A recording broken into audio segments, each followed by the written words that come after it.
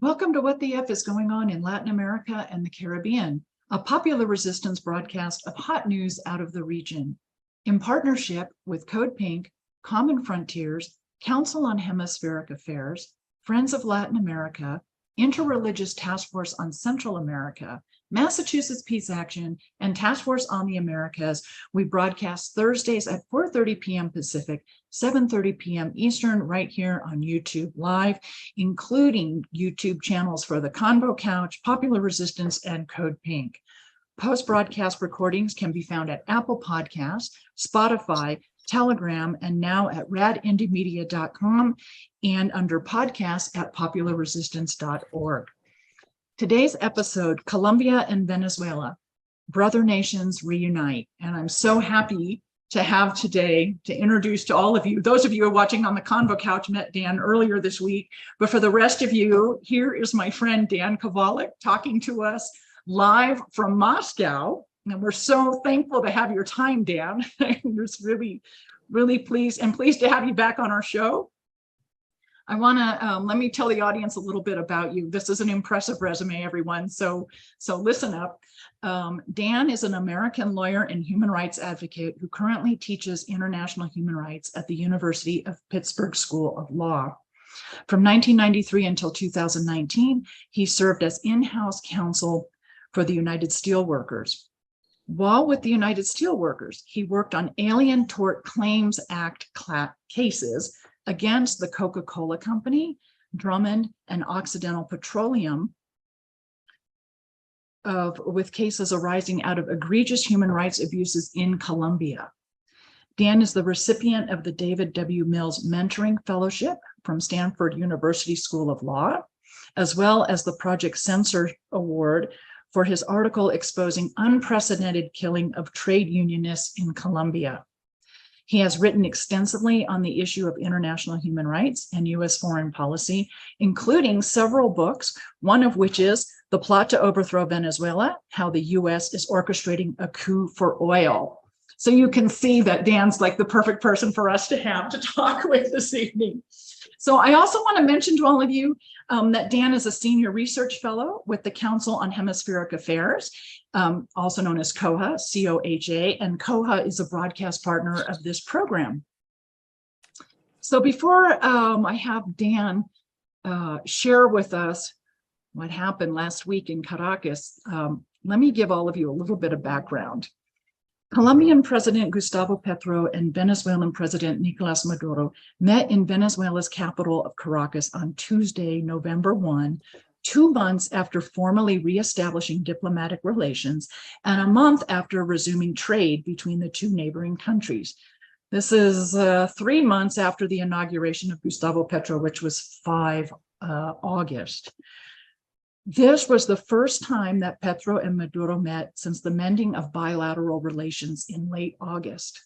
It was a historic meeting as it marked further strengthening of the diplomatic ties between Colombia and Venezuela, which got increasingly worse with the intensification of attacks against Venezuela by the United States and the support for this campaign by far-right Colombian President Ivan Duque.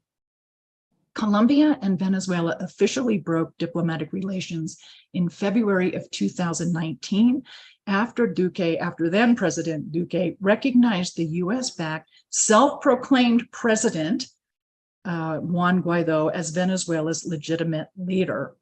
And Dan, you and I were in Venezuela shortly after all that happened. Right. February, March of 2019.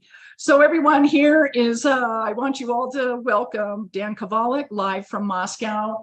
And maybe, Dan, we should start with why, a little bit of historical context for the audience to what this relationship between Venezuela and Colombia is.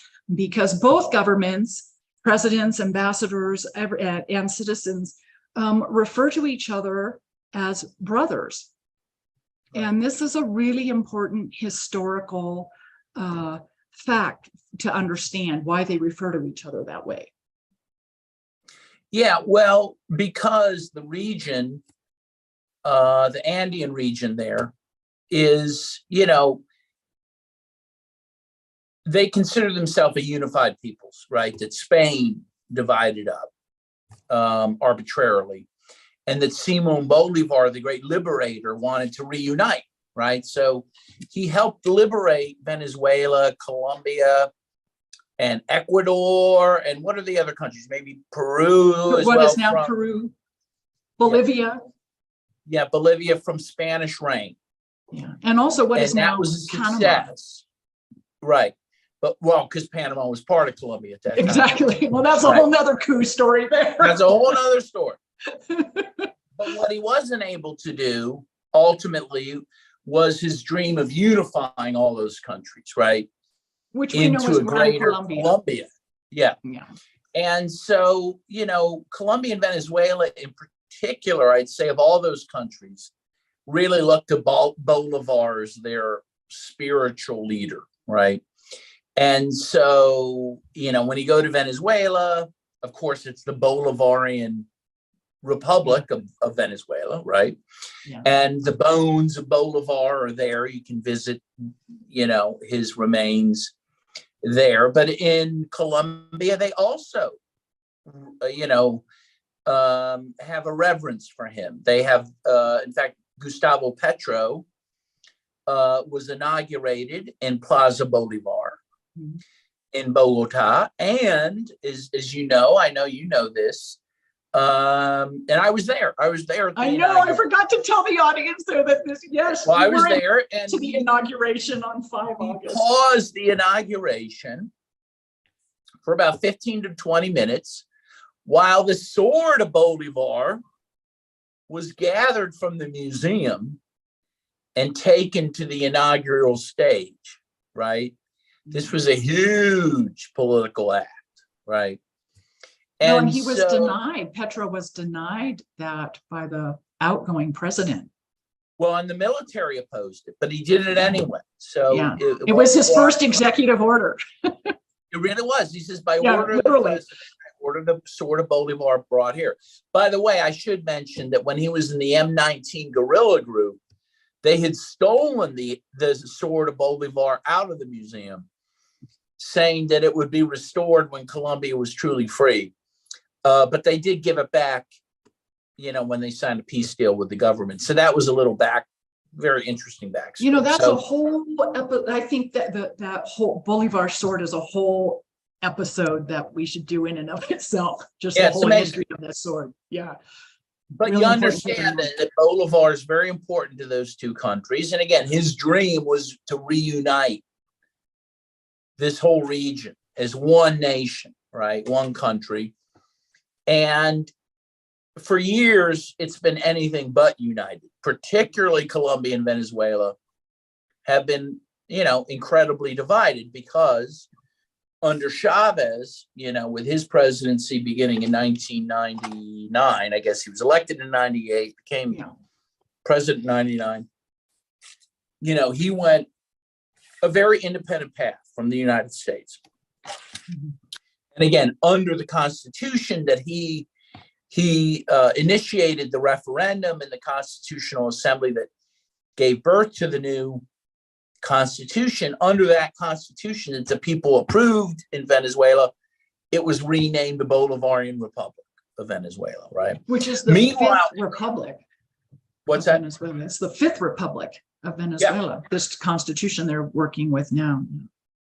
Meanwhile, next door in Colombia, it was being run, really beginning in 2002, I guess, by thugs, you know, by right-wing thugs, beginning with Alvaro Uribe, who were one very much connected to the United States, but also to right-wing death squads in Venezuela.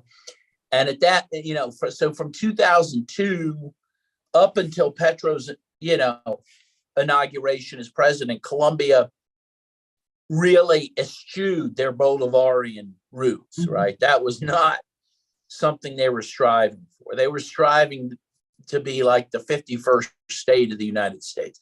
And they became a partner of NATO. They're the only partner of NATO in Latin America or the Caribbean, right? So, and that's the key word, Caribbean and NATO is North Atlantic Treaty Organization. Exactly. I mean, it's pretty, yeah.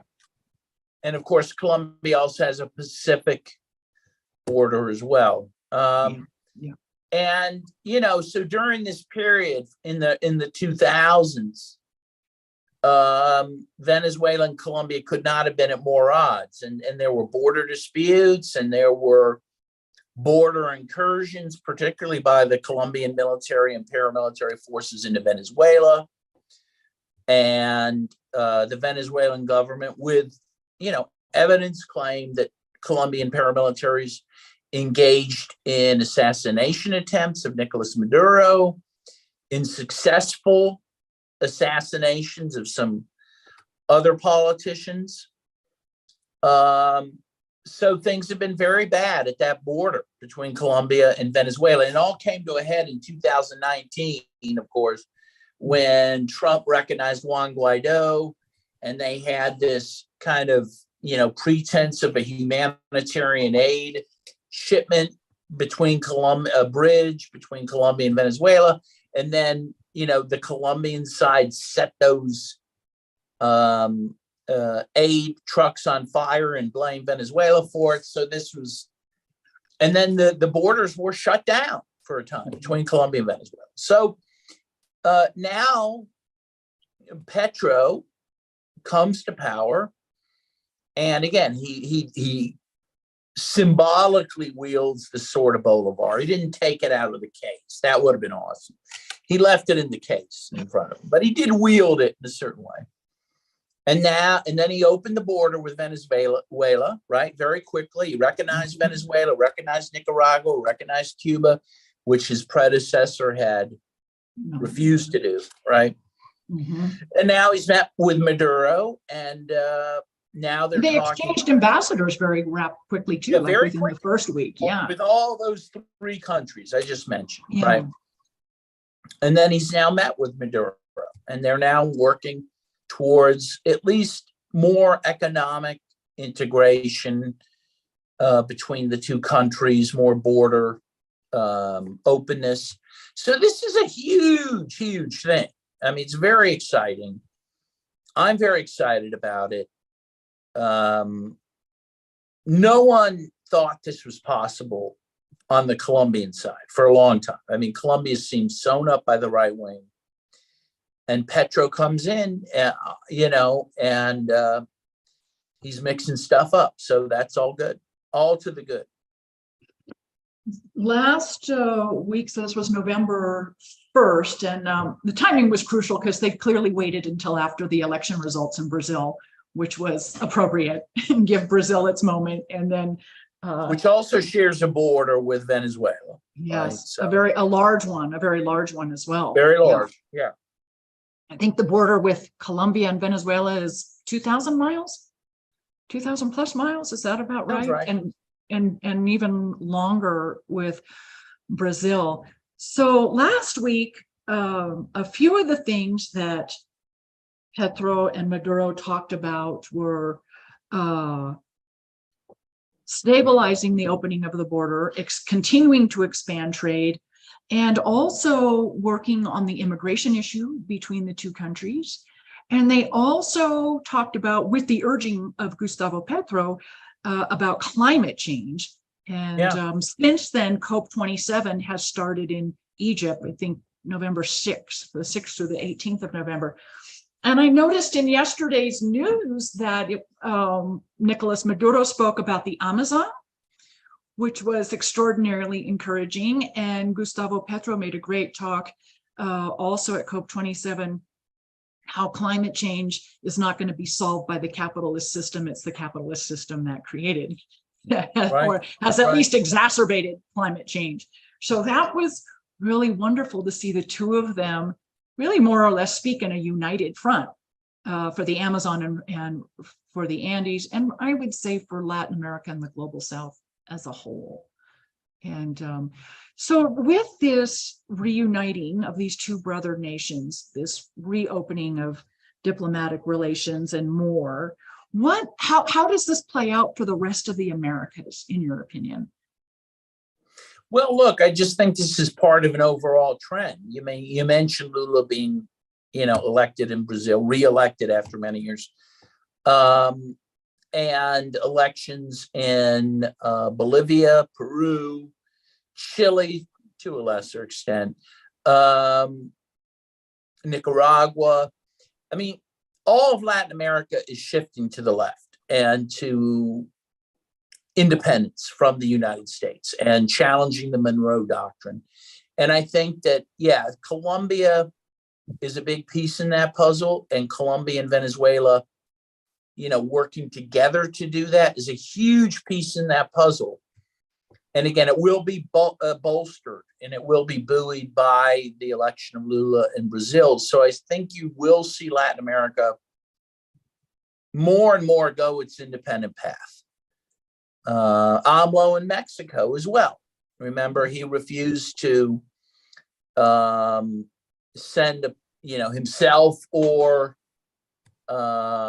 any high-ranking officials to the Summit of the Americas because Biden, banned Nicaragua, Cuba, and Venezuela from that.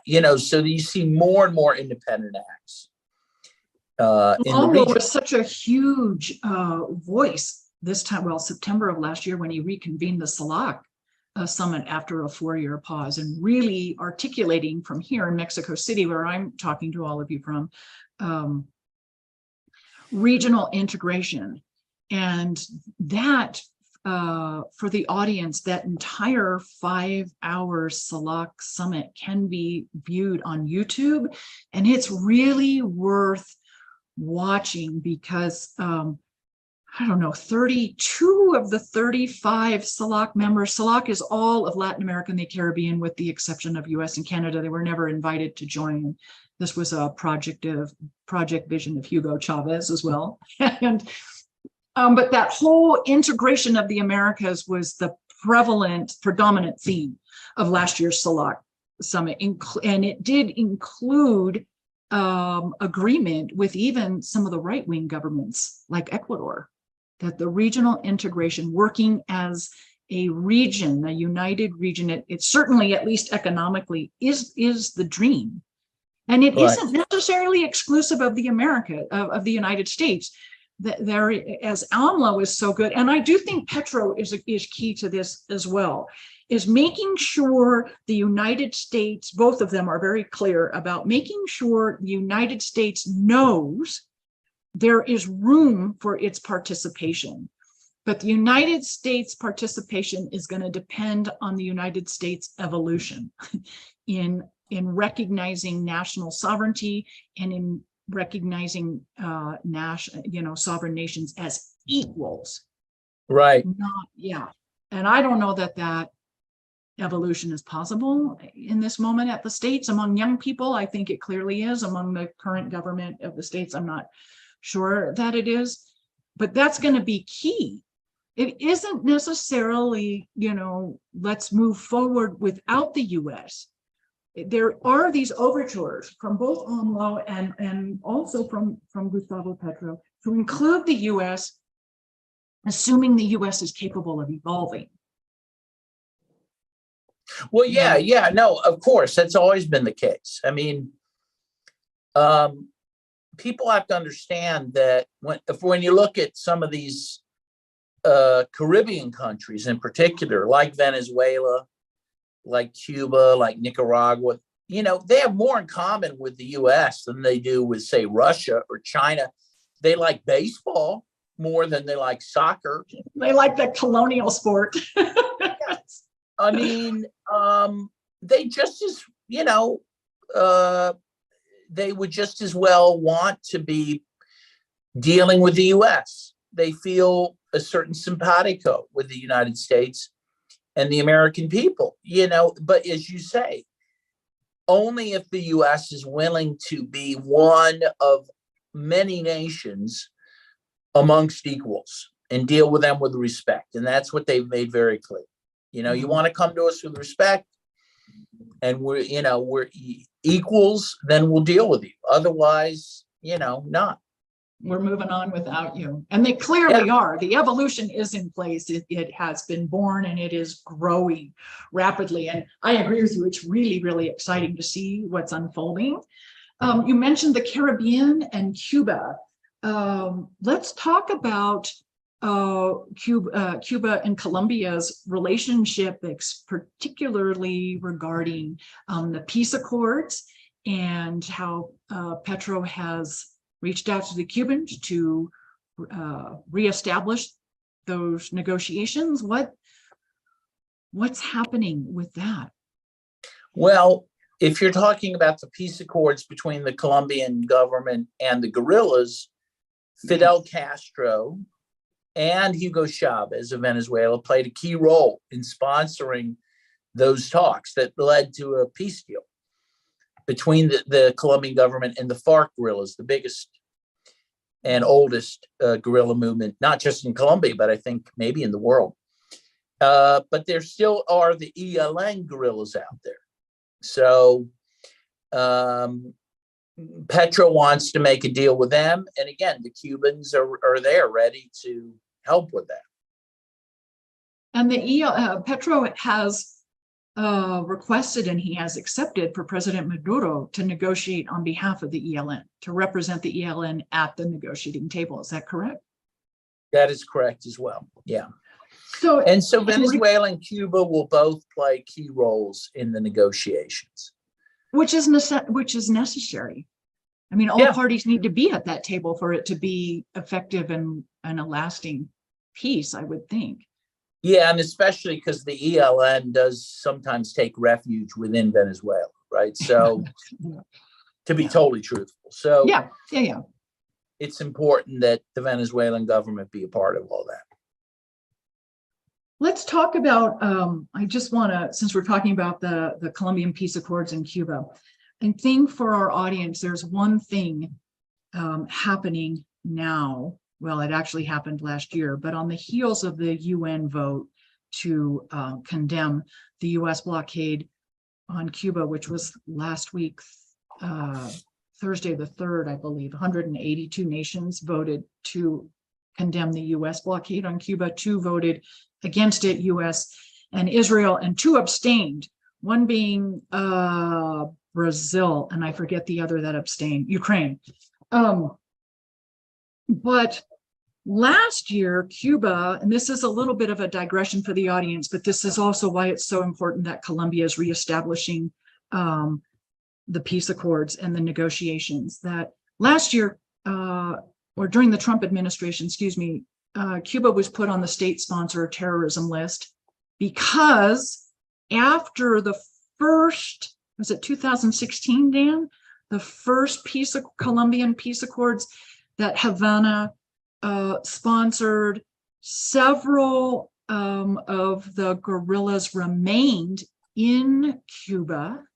And because they are still there, that was how the US State Department finagled the state sponsor of terror designation on Cuba, which is devastating for Cuba because that means, aside from a terrible sanctions regime, now as a state sponsor of terror, they cannot participate in any way, shape, or form in the international finance or marketplace. No, and it becomes very difficult for Americans to support Cuba because you're supporting a terrorist, a designated terrorist organization, which is illegal. It's criminally illegal. So, yeah. So this is, do you have any idea how the Colombian government, the new government, is, what its position is on that, or how to work around those people, still, those Colombians still being in Havana? It's very complicated. Well, I mean, it's a catch-22, really, for the Cubans. I think so. I mean, I don't know the details. What I do know is Petro is a very careful person, a very pragmatic person, and I'm sure he will work to, do workarounds, but in a way that does not provoke the U.S. It's very clear that he's acting in a way so as not to provoke the United States. Yeah. Because if the U.S. turned on him in a big way, they could destroy him. I mean, they have, the US is very embedded with the Colombian military and paramilitaries. And Petro knows this. So he's in a very precarious position. So whatever he does, he's going to tread lightly doing. Well, and for the audience, there are 7, now 8, an 8th under construction US military bases in Colombia. So right.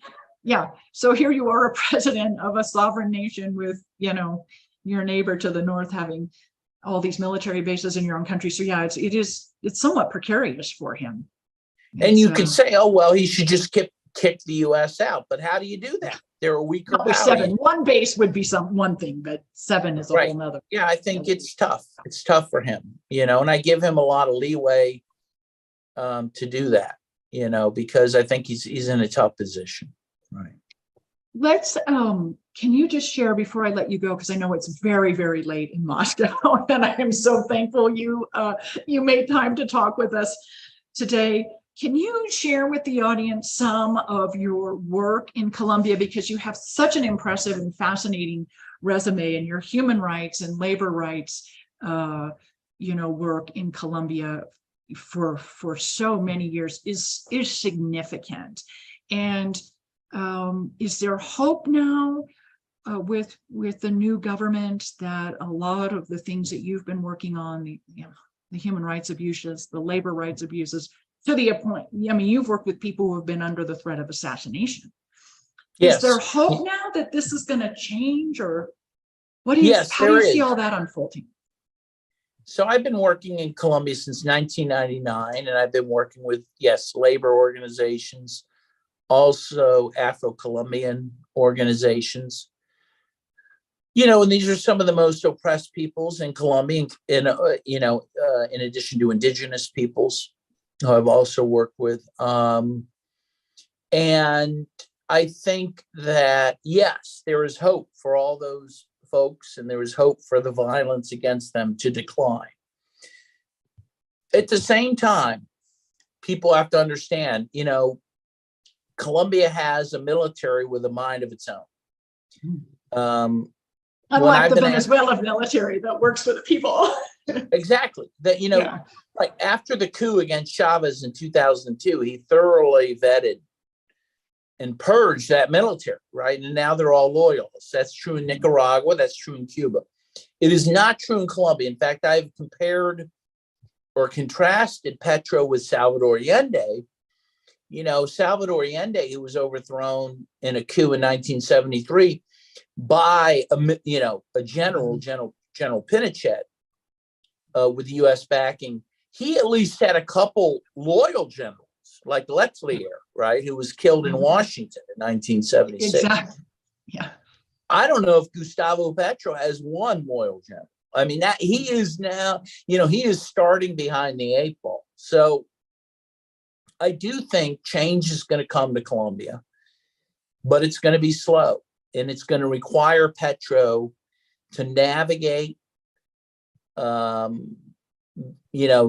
military, the paramilitary death squads that work with the military, and the United States. They hold a lot of cards in Colombia. And so he's going to need all the solidarity he can get to do that.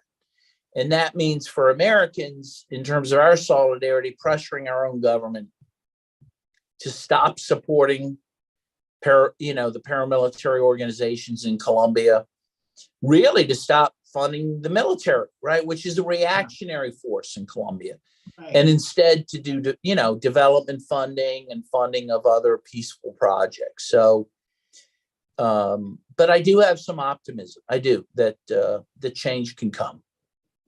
Well, I think that's it's such a hope for all of South America, or Latin America as a whole.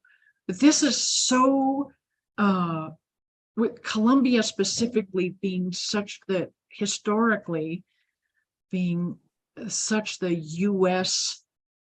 base, literally, and politically, economically, and militarily the U.S. base in South America and the Caribbean, that to see what is possible now is really, really exciting. And the repairing of relations with Venezuela is one part of that. but Yes. but so huge, symbolically, economically, politically, and hopefully for integration and peace for the region. It's just huge, and it's very, very exciting. Very, very exciting. So what else should we share with the audience before I let you go? I promised you 30 minutes and we're like on 42 minutes now. So. Okay. Well, I would just say people need to keep paying attention to Latin America, which is the point of your whole show. And I do think Latin America is the hope for the world. I've thought that for a long, long time. I still think it. And of course, now that hope and faith has been, just reaffirmed, by recent events. And I think in the case of Colombia, people need to be patient with Petro. He really has a lot to confront.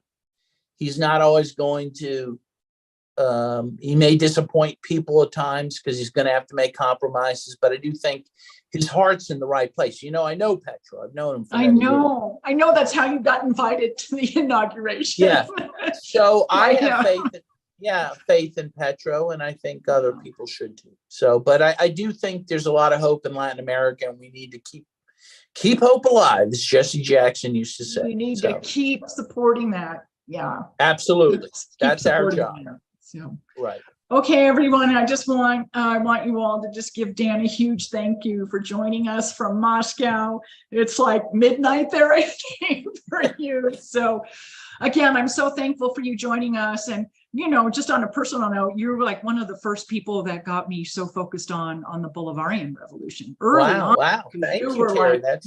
You were plugged into that, in the very early days of Chavismo, and you were a great, inspiration for me to get involved and explore all of that too. And it's been quite a ride the last 20 years watching all of this unfold, and now really leading to something very, very constructive for the Americans. Absolutely. Yeah. So, okay, everyone, thank you for joining us. Thank you, Dan. I just want to remind all of you, you've been watching What the F is Going On in Latin America and the Caribbean. We are a weekly broadcast of Popular Resistance. You can watch us on YouTube Live every Thursday, 7:30 p.m. Eastern, 4:30 p.m. Pacific, on the Convo Couch YouTube channel, the Popular Resistance YouTube channel, and Code Pink YouTube Live as well. So we'll see you all next week. Thank you so much, everyone.